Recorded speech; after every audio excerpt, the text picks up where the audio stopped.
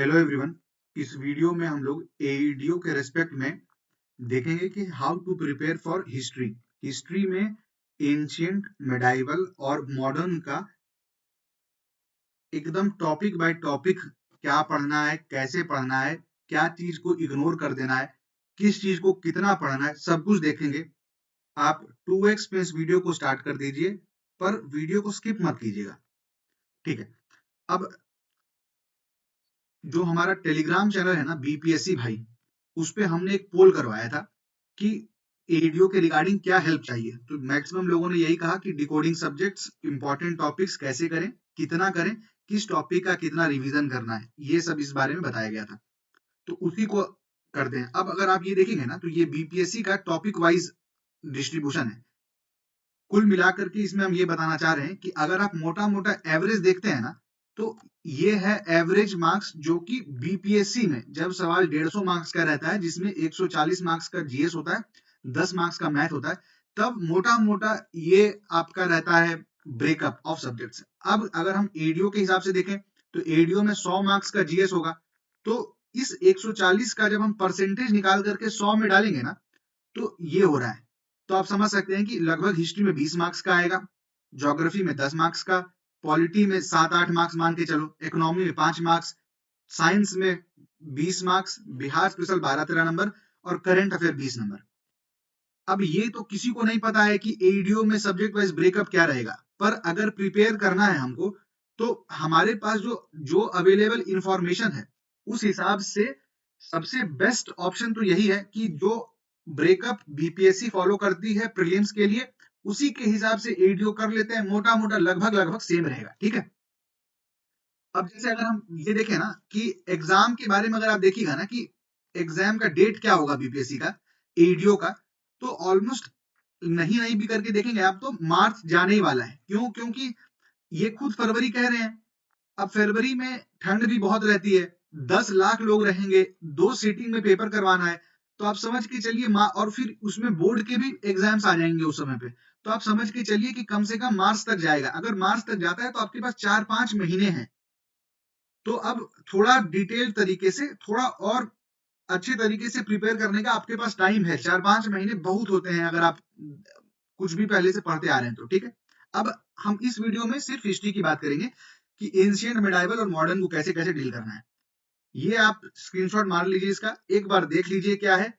बस हम आपको एक बार मतलब पढ़ने के हिसाब से अगर आप बताएं ना, तो ये क्यों है कि एक मतलब पता लगा कि आप Anglo French war, Anglo Mysore war, Anglo Maratha war, एकदम शुरू से स्टार्ट, एकदम ट्रीटी ऑफ सालबाई, वादगांव, हर चीज करके एकदम ए टू जेड पूरा रटे हुए हैं कि क्या हुआ, क्या कब हुआ। और आप देखिएगा तो मुश्किल से एक सवाल या वो भी नहीं आएगा।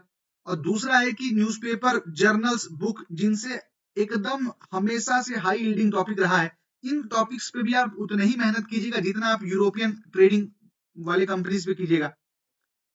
तो यही समझने का जरूरत है कि किस टॉपिक को कितना वेटेज देना है, ये समझने की जरूरत है। ये आप समझ जाएंगे तो जो कहते हैं कि कम एफर्ट में आप कैसे मैक्सिमम गेन कर सकते हैं, वो आपको समझ में आ जाएगा। वो ये आपका मॉडर्न का हो गया, ये आपका मिडाइवल का हो गया और ये एंशिएंट का हो गया। एक बार इसको स्क्रीनशॉट मार लीजिए, आप खुद भी पढ़ लीजिए। आगे हम टॉपिक वाइज जब जाएंगे तो उसके बारे में और बताएंगे आपको। अब जैसे आप मान लीजिए एंशिएंट हिस्ट्री देखते हैं। ठीक है। एंशिएंट हिस्ट्री में स्टोन एज में भी काफी कुछ है, जिसमें कि पूरा पेलियोलिथिक, मीजोलिथिक, नियोलिथिक हर चीज बताया जाएगा। महाजनपद वाला सेगमेंट भी बड़ा है। तो वैसे तो ठीक है, काम का सब है। ये मैंने घटना चक्र का स्क्रीनशॉट डाला है कंटेंट्स का। ठीक है। काम का सब है, पर क्या हर टॉपिक पे हमको इक्वल इंपॉर्टेंस देना है क्या? नहीं, हर टॉपिक पे इक्वल इंपॉर्टेंस नहीं देना है। तो ओवरऑल आप मेरा पहला वीडियो देखेंगे तो एंशिएंट हिस्ट्री का वन स्टॉप मैंने बताया था कि आप एक मैराथन वीडियो का मैंने उधर लिंक डाला था, वो देख लो। और उसके बाद तर्कश के पीवाईक्यू और एक घटना चक्र का होता है जिसमें कि केवल बिहार का रहता है, जिसमें टीआरई वगैरह सब एग्जाम के रहते हैं, वो दोनों को आपको कवर कर लेना था।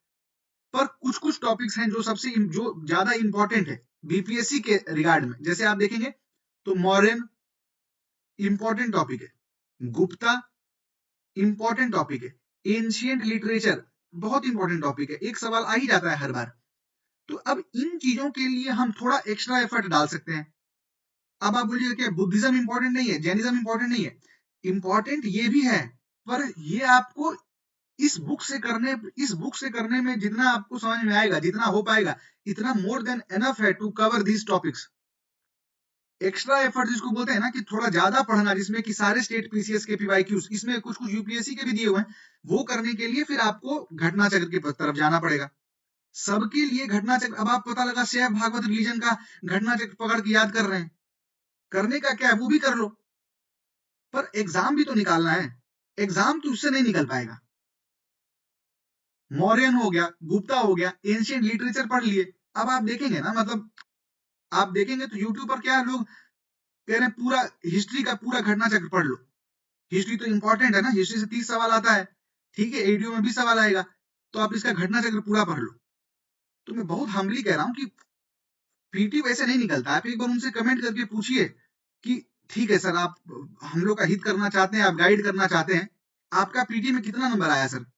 बहुत हम्बली मैं कह रहा हूं कि पूछिए उनसे, क्योंकि एग्जाम ऐसे नहीं निकलता है। एग्जाम निकलेगा, आप देखे होंगे ना, कुछ लोग होते हैं कि एग्जाम के 15-20 दिन पहले एक्टिव होंगे, फिर वापस से पीटी निकाल लेंगे। कुछ लोग हैं महीने महीने लगे हुए हैं, वो पीटी निकाल ही नहीं पाते हैं। हर बारी उनका 4 नंबर 5 नंबर से पीछे रह जाता है। हर बारी उनको लगता है कि अरे यार, ये सिली मिस्टेक नहीं हुआ होता तो हम कर लेते। तो क्या जिसको 110 नंबर आ रहा है उसका सिली मिस्टेक नहीं हुआ था? उसका सिली मिस्टेक होने के बाद भी 110 नंबर आया था। ये समझना है अपने को।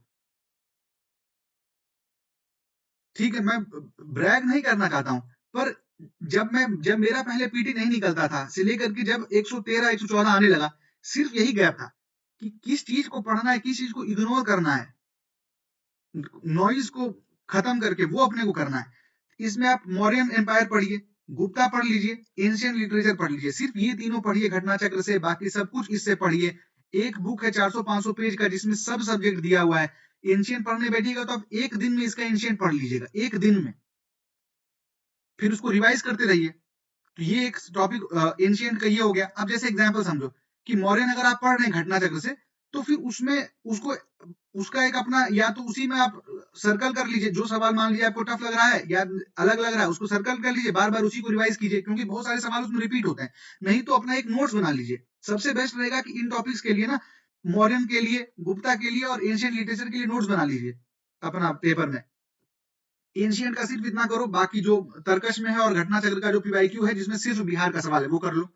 अब जैसे एग्जांपल समझना, अब आप लोगों को लगेगा कि यार ये तो ठीक है मैं कर लूंगा, पर क्या मराठा नहीं पढ़ना है क्या हमको? मराठा से भी तो आता है। या फिर जो भी बाकी टॉपिक्स आप देखते हैं, देखिए ये जो स्क्रीनशॉट मैं लगाया हूं ना, ये इसी तर्कश बुक का है। अब देखो, इससे ज्यादा पूछता ही नहीं है मराठा में, तो ये दिया है ना उसमें, जो उसमें दिया है बस वो पढ़ लो। गुर्जर प्रतिहार, चोला, ये सब मैं नहीं कह रहा हूं पढ़ने के लिए घटना चक्र से, पर ये सब जितना दिया हुआ है तर्कश में उतना कर लोगे तो इतने में काम हो जाएगा। तो कुल मिलाकर के मैं बस ये कह रहा हूँ कि आप ये 3 सब्जेक्ट्स को घटना चक्र से पढ़िए, बाकी को जो आपका तर्कश वाला पीवाईक्यू था और जो आपका घटना चक्र जिसमें केवल बिहार का था वो पढ़ लो, ठीक है। अब मेडाइवल हिस्ट्री देखो, मेडाइवल हिस्ट्री में केवल 2 ही मेन सेगमेंट है जिससे सवाल आता है। एक दिल्ली सल्तनत से सवाल आता है, दूसरा मुगल से सवाल आता है। मुगल्स सबसे ज्यादा इंपॉर्टेंट है, दिल्ली सल्तनत भी इंपॉर्टेंट है। अगर मुगल को तो इससे कंप्लीट करना ही है, मतलब जितने टॉपिक्स है ना, जितने चैप्टर्स हैं इसमें, आपका 13 से लेकर के स्टार्ट हुआ है 22 तक है, ये आपको पूरा करना है इसमें A to Z। और नहीं तो फिर ये कंप्लीट कर लेने के बाद दिल्ली सल्तनत भी मैं कहूंगा कि यहां से कर लो। ये कर लोगे, अगर इसे 3 से 4 नंबर भी आता है सवाल, तो तुम्हारा नहीं सवाल नहीं छूटेगा। अब जैसे हम आपको एक एग्जाम्पल दिखाते हैं मुगल्स का, ठीक है। मैं कहेंगे आप अगर कमेंट्स पे, तो मैं टेलीग्राम ग्रुप पे भी इसको डाल दूंगा, ठीक है। आपको जैसे मुगल्स का दिखाता हूँ, देखिए आपको दिख रहा है क्या? ये क्या है? ये मुगल्स का घटना चक्र का ही नोट है। एक सेकेंड जरा सा।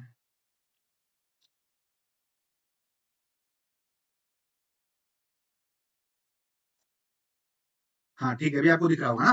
तो अब जैसे ये देखेंगे तो ये घटना चक्र का ही नोट्स है। तो अपने को क्या किए कि अलग अलग टॉपिक वाइज की मुगल बाबर पकड़े, बाबर को पकड़ करके इसे पढ़ लिए। देखिए बाबर का पढ़ लिया गया, बाबर का नोट्स बना लिया गया ढंग से, हर चीज का स्टार्ट करके कि क्या ठीक है, चगाताई टूट के, ये सब कहाँ से उठाया गया है? सब वहां से उठाया गया है। घटना चक्र से उठाया गया है, जो कि सारे एग्जाम वाला, मतलब यूपीपीसीएस, एमपी, ये वो सारे एग्जाम का है। उसमें करके एंटायर बाबर को मान लो खत्म कर लिए तुम बढ़िया से। पर इसमें से फिर दूसरा चैप्टर आया, इस तरीके से नोट्स बना लो मुगल एम्पायर का। मैं इसको डाल दूंगा, पर इंग्लिश में अगर समझ में आता है तो ठीक है। पर अब इसमें भी कुछ कुछ सवाल होंगे ना, जो कि जैसे मैं कहता हूं कि अगर मान लो सवाल तुमको कुछ टफ लग रहा है, तो उसको आपको घटना चक्र में उसको मार्क कर लेना है कि ये सवाल मान लो हमको हमको नहीं आता, या ये नया डेटा के साथ है, या फिर ये तर्कस पढ़ के नहीं बन रहा है, तो उन सवालों को मार्क करते रहो और बार बार उनको रिवाइज करो। जैसे हम इसमें क्या किए हैं कि एग्जाम्पल को मान लो बाबर पढ़े, ठीक है, बाबर पढ़ लिए, बहुत बाबर कहाँ गया, बाबर से स्टार्ट करो, एक सेकंड।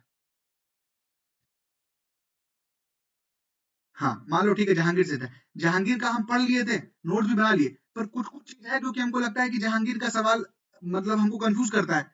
तो what was the root of the dispute between ईरानी लोग और मुगल का? तो कांदाहार था, कांदाहार। अब इस चीज का हम स्क्रीनशॉट भी उठा करके डाल दिए इसमें। हम ये डाल देंगे आपको, जो कि थोड़ा टफ टफ सवाल है, आप डायरेक्ट इसको यहाँ से पढ़ लीजिए, या फिर मैं कहूंगा कि आप खुद अपना घटना चक्र उठाइए, ढंग से पढ़िए, उसी को मार्क कीजिए, उसे रिवाइज कर लीजिए। मैं ये फिर भी डाल दूंगा ताकि आपको ये समझ में आ जाए कि किस तरीके से करना है। एडमिनिस्ट्रेशन ऑफ मुगल्स इंपॉर्टेंट है, बिल्कुल इंपॉर्टेंट है। तो उसके कुछ ऐसे सवाल जो कि मतलब कि थोड़े अलग हैं, थोड़े ऐसे हैं कि यार आदमी भूल जाएगा, उसको यहाँ पर देखिए इस तरह से डाल दिया गया काट काट के, कि ज्यादा समय भी ना लगे। क्योंकि आप देखेंगे ना घटना चक्र में एक चीज बहुत दिक्कत वाली बात है ना, कि डुप्लीकेसी बहुत है। डुप्लीकेसी मतलब सेम पूरे एक पेज में देखिएगा तो सेम है सवाल 10 बार दिया हुआ है, आदमी इरिटेट हो जाता है उससे। इसीलिए हम काट काट के यहाँ पे अलग कर दिए। फिर आप अलग, जैसे मान लो औरंगजेब पढ़े, सब चीज का अलग अलग करके कर लेना, और लास्ट में आप देखेंगे ना फिर सब टॉपिक वाइज उसका ये भी बना दिया गया है, मतलब पीवाईक्यू, जैसे लिटरेचर है, लिटरेचर से रिलेटेड जितना सवाल था जो कि थोड़ा अलग टाइप का है, सब यहाँ पर डाल दिया गया है। तो इस तरीके से हम कहेंगे कि पूरा जो कहते हैं ना इन एंड आउट खत्म कर लो। अगर ये कर लिए एग्जाम्पल मान लेते हैं ना, एक सेकंड, हाँ जरा सा, हाँ जैसे तुम ये कर लिए, तो फिर इसमें क्या, मुगल सुमार खत्म हो गया। अब 2 से 3 सवाल मुगल से आएगा ही आएगा, वो तुम आसानी से कवर कर लोगे। फिर आ जाओ, अब दिल्ली सल्तनत भी कर लेना है, ठीक है। अब जैसे एग्जाम्पल समझना, यहाँ पर सिख सेक्ट है, पर सिख सेक्ट से सवाल आ सकता है क्या? बिल्कुल आ सकता है। 3 सिख गुरु थे, सिक्किम लिख दी, 3 सिख गुरु थे जो कि मतलब बिहार से रिलेटेड थे, तो उनके बारे में बीपीएससी सवाल पूछती है। तो सिर्फ उतना पढ़ने की जरूरत है ना। अब हम पूरा A to Z सिख पढ़ने लगे, देखो सिर्फ एक पेज में है सीखिए, कोई भी यूट्यूब से वीडियो खोलो, बस काम का चीज उठा लो। पहला सिख गुरु कौन थे? गुरु नानक थे, ठीक है। वो बिहार से रिलेटेड थे क्या? हाँ, क्यों? क्योंकि he was the first Sikh Guru to visit Patna. बहुत बढ़िया। और ये लंगर स्टार्ट किए। अगर सवाल आता है कौन लंगर स्टार्ट किए? गुरु नानक, खत्म करो। अगला कौन थे? अंगद देव। वो क्यों इंपॉर्टेंट थे? गुरुमुखी स्क्रिप्ट चालू किए। तीसरा कौन है? अमरदास। क्यों अमरदास इंपॉर्टेंट है? क्योंकि वो पहले वैष्णवाइट थे, वहां से कन्वर्ट होकर के सिखिज्म में आए थे। फिर रामदास है, यही रामदासपुर बनाते हैं जो कि आज अमृतसर कहा जाता है। अर्जुन देव क्यों इंपॉर्टेंट है? क्योंकि अमृतसर में ये हरमंदिर साहिब बनाते हैं। जहांगीर इनको मारा था, क्यों? क्योंकि ये खुसरू का हेल्प किए थे। तो बस एक पेज में हो गया। एक इंपॉर्टेंट चीज है, capital of the kingdom of Maharaja Ranjit Singh, Lahore. इसमें 2 चीज है कि पॉलिटिकल कैपिटल लाहौर था और स्पिरिचुअल कैपिटल अमृतसर था। और ये लाहौर और अमृतसर दोनों भंगी मिसल में आता था, जबकि रंजीत सिंह का खुद का मिसल सुकरचरिया मिसल था। बस इससे ज्यादा जरूरत नहीं है ना। तो इस तरीके से करो कि एकदम कट टू कट करो, अननेसेसरी एकदम समय लगाने का जरूरत नहीं है कि कर रहे हैं तो करिए रहे हैं, उस तरीके से नहीं करना है अपने को, ठीक है। तो इस तरीके से आप कवर कर लीजिए इसको। अब आया मॉडर्न। मॉडर्न सबसे इंपॉर्टेंट है। मॉडर्न इंपॉर्टेंट क्यों है ना, कि मॉडर्न से आपको 10 सवाल मिलेगा। ये 10 सवाल मतलब बता रहा हूं ना, कि आप 10 भी कम है, आप 12 सवाल मान के चलिए, 12 से 13 सवाल मिलेगा। और ये सवाल सब ऐसे होते हैं कि डुएबल होते हैं, पढ़ लोगे तो बन जाएगा। इसमें से कुछ कुछ टॉपिक है जो कि जबान पर एकदम ऐसा रहना चाहिए, लिटरली जबान पर रहना चाहिए। जैसे मान लो governor general, viceroy, Bengal का गवर्नर, ये जो पार्ट है ये एकदम जबान पर होना चाहिए तुम्हारे। डेवलपमेंट ऑफ प्रेस जबान पर होना चाहिए। सोशियो रिलीजियस रिफॉर्म्स जबान पर होना चाहिए। पर करना इसको पूरा है। कहां से करना है? तर्क से तो कर ही लो। अभी अगर मान लो जनवरी में एग्जाम हो रहा होता, जैसे पहले चल रहा था, तो ठीक है, केवल तर्क से हो रहा था। अभी तुम्हारे पास समय है, तो इसी समय में तो हमको गेन करना है ना एज। जो आदमी 4 बार बीपीएससी दे चुका है, पीटी हर बार हल्का के लिए रह जा रहा है, या फिर मेंस दे करके बैठा हुआ है, वो भी एडीओ का देगा बेरोजगारी के मार पे। तो उनसे अगर तुमको compete करना है तो फिर तुमको तो थोड़ा तो ज्यादा एफर्ट देना होगा ना। तो घटना चक्र इसका बना लो, मॉडर्न हिस्ट्री का घटना चक्र पूरा बना लो।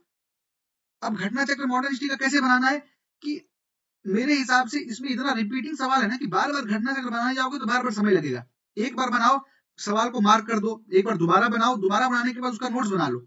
एक एक टॉपिक का एक एक पेज में नोट्स बनता है भाई। इसमें मतलब इस तरह का कोई बात ही नहीं है। जैसे एग्जाम्पल आपको दिखाते हैं, मान लो ये अब कांग्रेस 1937 इलेक्शन मान लो एक सब्जेक्ट है, एक पेज में ये बार बार पूछता है, एकदम हर बार ही पूछेगा। एक पेज में नोट्स बना लिए, Congress was the largest party in 9 provinces, largest है, एब्सोल्यूट मेजॉरिटी केवल 5 में था, किसमें, कंबोडी में था। फट फट मतलब इस तरीके से बना लो ताकि रिवाइज करना आसान रहे तुमको। एक एक टॉपिक उठाओ, जैसे मान लो क्विट इंडिया मूवमेंट है, क्विट इंडिया मूवमेंट का एक पेज में देखो खटाखट गंदा गंदा मतलब भर भर के लिख दिया गया, खत्म कर दो। तो इस तरीके से नोट्स बनाओ ऐसा ना कि छोटा रहे, 10-15 पेज का रहे। अगर एक सेक्शन के हिसाब से देखें या फिर पूरा मान लो मॉडर्न तुम घटना से बना रहे हो तो 40-50 पेज में निपट जाए। उस 40-50 पेज को कम से कम 4-5 बार ढंग से रिवाइज करो, आराम से सब सवाल निकलने लगेगा भाई, हर सवाल निकलने लगेगा। सुभाष चंद्र बोस का मान लो चैप्टर है, 2 बार में, 2 को में तो तुम्हारा पूरा ये बन जाएगा। हर चीज देखो यहाँ बन गया है कि कहाँ जाते हैं, किस नाम से जाते हैं। देखो बार बार सब टेस्ट सीरीज में पूछता था, हमको दिक्कत होता था, एक बार में खत्म ही कर दिए। कहाँ से कहाँ गए, कैसे राज बिहारी बोस मिले, फॉर्मल चार्ज ली। इस बार देखोगे तो प्रोविजनल प्रोविंशियल वाला लफड़ा हुआ था इसी पे, खून दो, तुम मुझे खून दो, मैं तुम्हें आजादी दूंगा।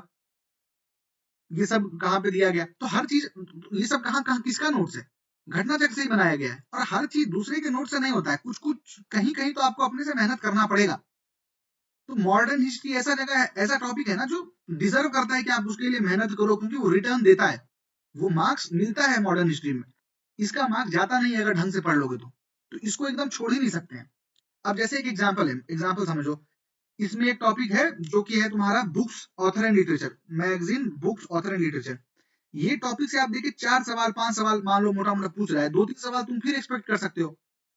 तो इसको हमको चाहिए कि एकदम इन आउट कंटेस्ट कर लें कि कोई सवाल पूछे इसके बारे में तो कहीं से कुछ छूटना नहीं चाहिए। इसके लिए क्या करना है, ये हम आप तुमको टेलीग्राम पर डाल देंगे। एक सेकंड भाई, यहाँ डाले नहीं है, कहाँ है डॉक्यूमेंट्स, एक सेकंड बस तुरंत निकाल रहा हूँ। बुक्स, बुक्स एंड ऑथर्स, हाँ देखो ये दिख रहा है क्या, हाँ दिख रहा है ना। अब समझना बात को कि हमको क्या दिक्कत आता था, हमको ये दिक्कत आता है कि जैसे मान लो है कि गांधी जी का ही मान लो कर रहे हैं, ठीक है, तो हमको ये पता है कि यंग इंडिया गांधी जी का है, ठीक है, पर हमको ये कंफ्यूजन हो जाता है कि अगर यंग इंडिया गांधी का है तो यार हम न्यू इंडिया में कंफ्यूज हो जाते हैं, मदर इंडिया में कंफ्यूज हो जाते हैं, इटरनल इंडिया में कंफ्यूज हो जाते हैं, अनहैप्पी इंडिया में यूज कर देते हैं। तो ये कंफ्यूजन किलर है। हम अपने पीटी के समय पे बनाए थे, बीपीएससी पीटी के समय पे। अब जैसे मान लो हम यंग इंडिया पढ़े तो उसी के साथ हम न्यू इंडिया भी रिवाइज करेंगे कि अच्छा ये एनी बसंत का है, उसी साथ हम मदर इंडिया भी रिवाइज करेंगे, अच्छा कैथरीन मेयो का है, इटरनल इंडिया भी रिवाइज करेंगे, इंदिरा गांधी का है, अनहैप्पी इंडिया भी करेंगे, लाला लाजपत राय का, बहुत बढ़िया। अब हमको मान लो फिर यही है, देखो हम इंडियन ओपिनियन पढ़े महात्मा गांधी का, तो ओपिनियन से रिलेटेड क्या, नेटिव ओपिनियन, वो बीएन मांडली का है, पता होना चाहिए। केवल इंडिया किसका है, दादा भाई नारोजी का है। इंडिया का ट्रांसलेशन हिंदुस्तानी, ये कौन लिखा है, गंगा प्रसाद वर्मा लिखे हैं। अब ये इंडियन वर्ड पकड़ो, इंडियन वर्ड अगर पकड़ लोगे तो देखो, Indian struggle Subhash Chandra Bose, Indian मुसलमान Hunter, Indian mirror Devendra Nath Tagore और मनमोहन घोष। हमने क्या था कि मिरर में कौन देख सकता है जिसके मन में देव हो, तो देवेंद्र मनमोहन, जो भी हो तुम अपने साथ देखो। Indian sociologist, Indian nation, Kameshwar Singh, Darbhanga के राजा। तो इस तरीके से करो कि कंफ्यूजन खत्म हो जाए कि अगर इंडिया मींस फ्रीडम हम पढ़ रहे हैं, अल हिलाल पढ़ रहे हैं अब्दुल कलाम आजाद का, तो तुमको ये पता होना चाहिए कि यार यही फ्रीडम ना, हिस्ट्री ऑफ फ्रीडम ये ताराचंद का है। गीता में आदमी को कंफ्यूजन हो जाता है कि गीता किसका, तो भाई गीता रहस्य अगर देखोगे तो बाल गंगाधर तिलक है, अगर ऐसे ऑन गीता देखोगे तो औरबिंदो घोष है। तो औरबिंदो घोष और भी कुछ लिखे हैं क्या, बिल्कुल लिखे हैं। क्या क्या लिखे हैं, the life divine, the ideal of human unity, Vande Mataram, foundation of Indian culture. और ये वंदे मातरम पहले बिपिन चंद्र पाल का था, बाद में आता है औरबिंदो घोष के पास। अच्छा ये फाउंडेशन ऑफ इंडियन कल्चर, यार इंडियन से और भी कुछ था क्या जो ऊपर तुम देखे थे, फिर आ गए यहाँ पर, हाँ था इंडियन स्ट्रगल, इंडियन मुसलमान, मिरर, सोशियोलॉजी नोशन। इस तरीके से करना पड़ेगा कि अगर कोई टॉपिक ऐसा है जिसमें 10 पेज पढ़ करके तुमको आसानी से 2-3 नंबर मिल जाता है, तो उसको तो इस तरीके से चाट जाना है कि नींद में भी आदमी गलत ना करे।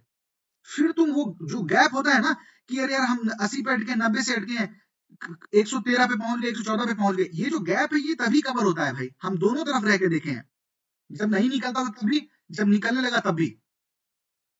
और मेन प्रॉब्लम क्या है ना कि आप देखेंगे तो लोग एकदम क्या किया हुआ है कि एकदम जो रीजनल स्टेट्स वाले एकदम मैसूर के बारे में 2 घंटा पढ़ा रहे हैं, मराठा के बारे में एकदम 2 घंटा पढ़ा रहे हैं कि जा करके वो कुआं में जहर मिला दिया।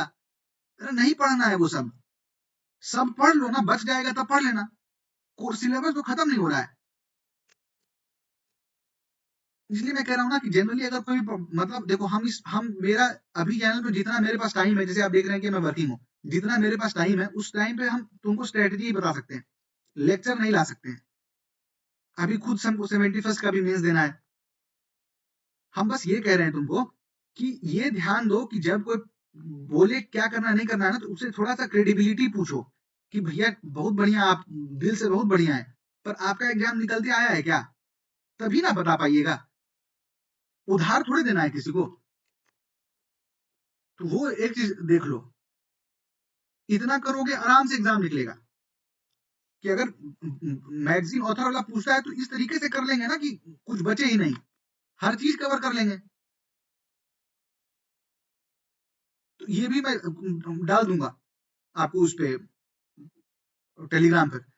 जैसे मान लो रामधारी सिंह दिनकर है, वहां से उठा लिया गया है, अब इसमें किस चीज के लिए इनको क्या अवार्ड मिला वो सब भी बताया गया है। तो एक तरीके से इस तरीके से अगर करोगे ना ऐसी चीजों को जो कि बार बार पूछा जाता है, तो फिर आपका काम आसान हो जाएगा, फिर आपको दिक्कत नहीं होगा। देखो वंदे मातरम 2 लोग लिखते थे, उर्दू में आता था जो कि लाला लाजपत राय का था, इंग्लिश में आता था जो कि बिपिन चंद्र पाल स्टार्ट किए थे, लेटर अरबिंदो घोष। ये आप देखेंगे तो वंदे मातरम ऊपर ही बताया गया है। तो कुल मिलाकर के इस जो जो इंपॉर्टेंट टॉपिक्स है, जैसे मान लो गवर्नर जनरल है, तो गवर्नर जनरल तो तुमको ऐसा पता होना चाहिए कि डर जाए आदमी देख करके।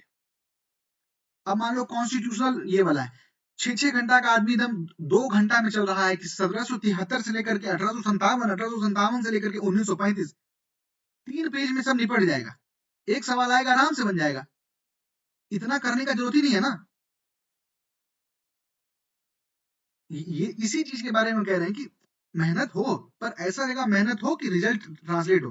कि चार्टर एक्ट ऑफ 1813 में तुमको पता रहे कि केवल 3 चीज याद रखना है, क्या, ट्रेड मोनोपोली रेस्ट्रिक्ट किया, क्या किया कि भैया जो टी विथ मतलब ट्रेड ऑफ टी और ट्रेड विथ चाइना रह गया, बाकी सब खत्म हो गया। लोकल गवर्नमेंट को इम्पोज टैक्स इम्पोज करने का पावर दे दिया गया, सोवरेनिटी ले लिया गया जो कि पिट्स इंडिया एक्ट में कहा था, टेरिटरी का बात, और एजुकेशन के ऊपर 1 लाख रुपया, और इवेंजेलिकल्स जिसको कहते हैं क्रिश्चियन मिशनरीज उनको आने दिया, खत्म, और कुछ नहीं जानना है।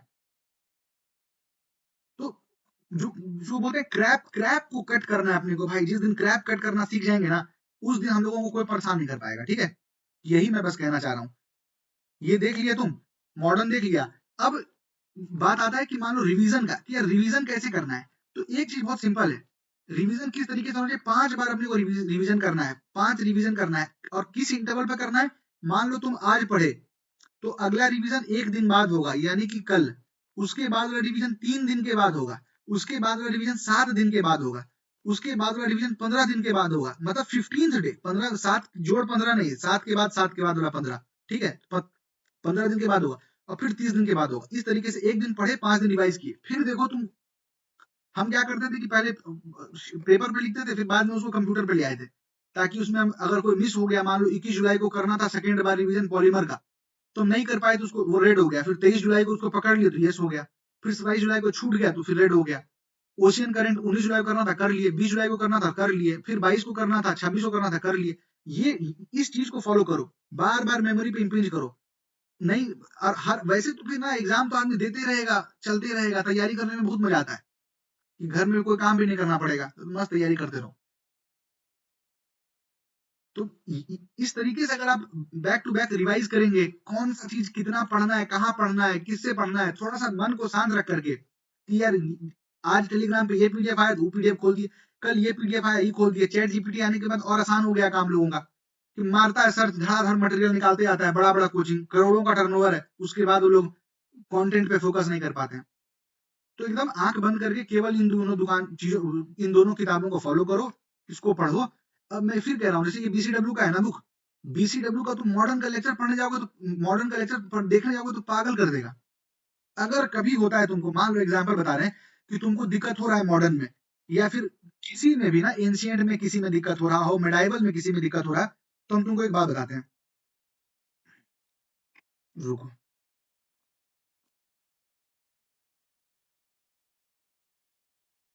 किसी भी मान लो मॉडर्न पढ़ रहे थे तुमको मान लो किसी टॉपिक में कोई दिक्कत आया, ठीक है। अब एक एग्जांपल दिखाते हैं तुमको, जरा सा रुकना।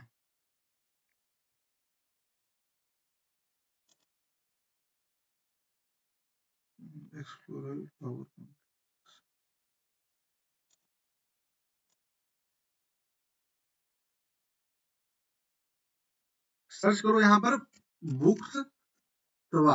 एग्जाम्पल मान लो चार्टर एक्ट में तुमको दिक्कत हो रहा है, चार्टर एक्ट 1793 डाले, सिर्फ वो पढ़ लिए, काम खत्म हो गया।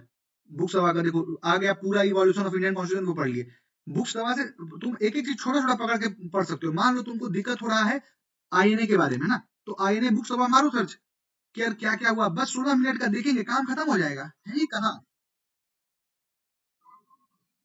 तो इस तरीके से करो, थोड़ा मतलब टारगेटेड तरीके से करो। दिख रहा था क्या? हाँ दिख रहा हो, ठीक है। तो बस मैं यही कहूंगा कि इस वीडियो को इतने में खत्म करते हैं, पर ट्राई करो कि इसी तरीके से कर इसको खत्म किया करो। इस हिसाब से अगर कर लिया जाएगा तो फिर नहीं रुकेगा पीटी। और नहीं रुकेगा पीटी इस हिसाब से करें कि हम दोनों सेगमेंट पे रहें। कोई और डाउट हो, अगला सब्जेक्ट कौन सा कवर करना है, साइंस करना है, करंट अफेयर्स के बारे में बात करनी है, बिहार स्पेशल के बारे में बात करनी है, इकोनॉमिक्स, ज्योग्राफी, जो भी है आप उसको कमेंट सेक्शन में बताइए। कमेंट सेक्शन में टेलीग्राम का लिंक दिया हुआ है, मैं आपको इस पीडीएफ डाल दूंगा उसमें, ताकि आप देख पाए कि कौन से टॉपिक से कितना सवाल आ रहा है। और इधर उधर भटकने से बढ़िया है ना कि किताब खोल के पढ़ो। ठीक है, थैंक यू।